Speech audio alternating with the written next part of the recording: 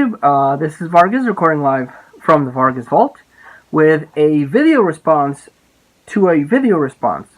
My brother from another mother, Moviejohn, posted a video, which was a video response to Gabby Hernandez's video, and the title of it is Top 10 Movies I Never Get Bored of Watching. And on Moviejohn's video, he left it open for anyone else to do a video response, so I'm responding to him.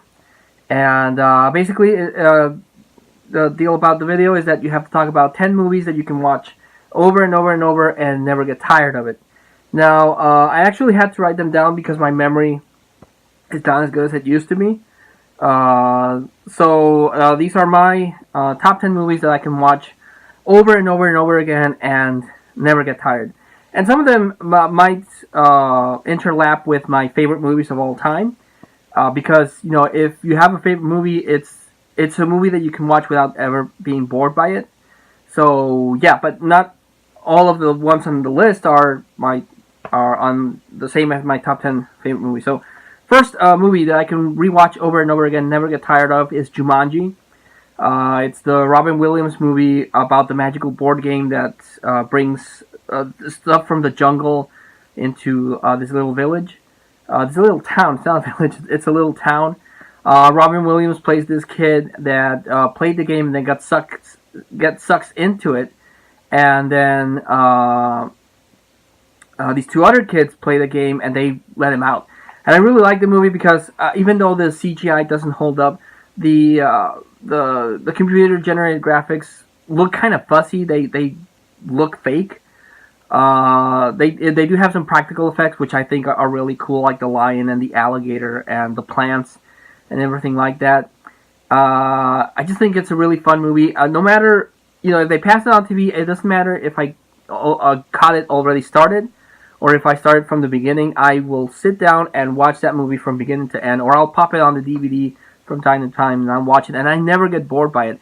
Even though, like I said, the special effects don't look as cool as they did back in the day. I still haven't gotten the Blu-ray, so I don't know if the Blu-ray cleans it up a bit. But every time I watch it on TV, the effects, I don't know, for some reason they look fuzzy. But I still enjoy that movie. I grew up in the time of the board games before, we had internet and cell phones and smartphones and iPads and all that stuff and online gaming. If it was a rainy day and you didn't rent anything for the weekend, you could pop out Monopoly and enjoy hours-long run of Monopoly. So the idea of a magical board game was very attractive to me, so I really, really like Jumanji. It's actually my favorite Robin Williams movie. And like I said, I never get tired of watching that one. Another one I never get tired of watching is Jurassic Park. The special effects in Jurassic Park are way better than in Jumanji. The dinosaurs look real, but they did something amazing with that, where it's computer generated graphics and practical effects. My favorite scene in Jurassic Park is the T-Rex scene. There are some times where I just want to see the T-Rex scene, so I pop the DVD on the DVD player, fast forward to the T-Rex scene, and just enjoy how awesome that scene is. And that T-Rex, for the most part, is practical. They actually constructed a mechanical T-Rex to interact with the actor, so there was actually something really, really big there. It's when he's moving, it's CGI, but when it's the face and part of the body, it's an actual hydraulically controlled monster that they brought to life, and it's amazing. It's one of my favorite scenes in cinema. So Jurassic Park doesn't matter, again, like Jumanji, if I caught it already started, or if I just want to see it, I'll pop it on the DVD and watch it and enjoy and marvel at seeing dinosaurs come back to life. The other one is Ghostbusters. I can't get enough of Ghostbusters. I love the movie. I love the sequel. I love the cartoon. But the first one is the better one. The first one, everyone has quoted this. It captures lightning in the bottle. Everyone just clicks. Everything just clicks. The comedy, the horror elements, the effects, the cast with Bill Murray, Rick Moranis is in it, Sigourney Weaver, Ernie Hudson, Dan Aykroyd, Harold Ramis. They all just click, and the dogs, Sewell and the Keymaster, or the Gatekeeper. No, it's the Keymaster and Sewell is the Gatekeeper. My memory shit. The two dogs, when I saw them the first time, really scared me because they look like these demon dogs, like hellhounds, and they were done with practical effects and stop motion. They look amazing. The Stay Puft Marshmallow Man, amazing. Just a really, really cool movie. The other one I can't get tired of watching over and over again is Jay and Silent Bob. It's not Kevin Smith's favorite. It's not Kevin Smith's best movie. Uh, it's a lot of cheap fart and dick humor. But whenever I just need to laugh, I'll pop it in and just enjoy the madness that is Jay and Silent Bob Strike Back with all the cameos. You got Matt Damon, you got Ben Affleck, you got Mark Hamill, you got Carrie Fisher. If you watch the movie, you can spot all these things. And for the most part, Jay and Silent Bob are really funny. A lot of people don't like Jay and Silent Bob. I like Jay and Silent Bob. Scooby Doo also makes an appearance there. And it's just a dumb movie that I enjoy watching. And even though I know the jokes, because I've seen it so many times, the joke still happens, and I still laugh my ass off. The other one I can't get enough of is Independence Day. If you nitpick any of these movies, you can find flaws. Independence Day is like that, but I don't care. It's a fun alien invasion movie, and much like the T-Rex scene in Jurassic Park, if I just want to watch something awesome, I'll fast forward to to where the aliens finish the countdown and they release that green laser and blow shit up. I've seen the special features. I know how they did that, but still, I watched that and I'm amazed by how they did that. It's a miniatures and special effects that they blew up with pyro, but it looks so cool. It's so cool, and a lot of people don't like the cast, and it led to a lot of similar disaster movies where you get introduced to this disposable cast, and then you see them be killed off one by one. But Independence Day did it in a much larger scale than, for example, The Towering Inferno.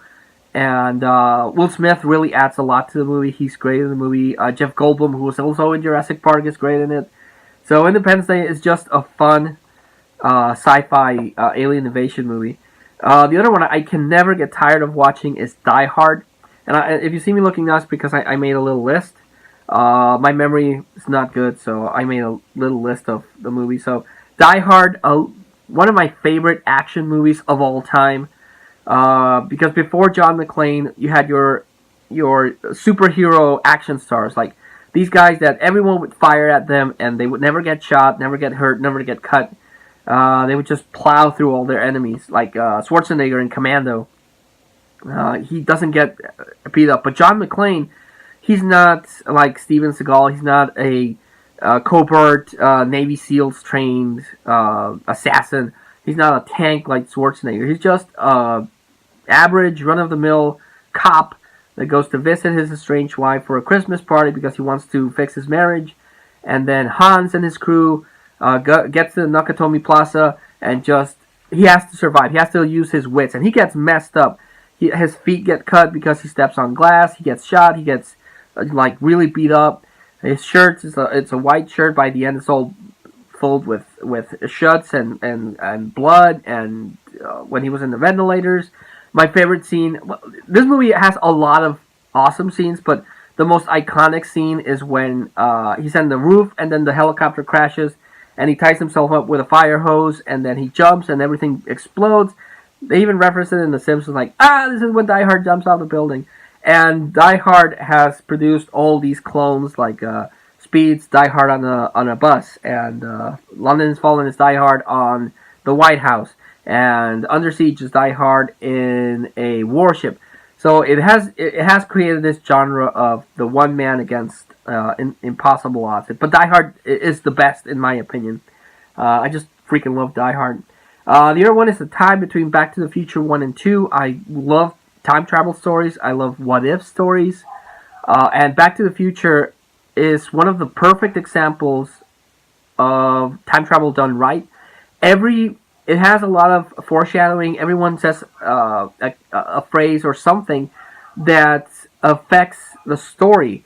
So like at the beginning where they're paying pamphlets to celebrate the anniversary of the day that lightning struck the clock tower and it permanently stopped, that plays into the plot, and all these things. And part two, they revisit events from the first one, so they must have done a whole bunch of reshoots because I can't imagine that they filmed part one and two back to back. I know they filmed part two and three, but not one and two. And the way that they integrated part one into part two, and it makes it works so seamlessly is amazing to me. I love that.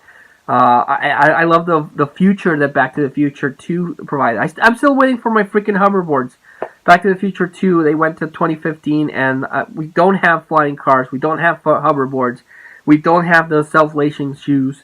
It's just, they lied to me. Back to the Future lied to me, but it's still an amazing movie, and I just watched it last weekend. They passed part 2 on TV, and I watched it, and I still, even though I know all the lines and everything that happens, I still am enthralled by, Marty getting on time to the DeLorean so he can catch the lightning, or when he revisits that, he has to get the almanac from Biff, and Biff has all these different versions of him. So those two are an amazing set of movies.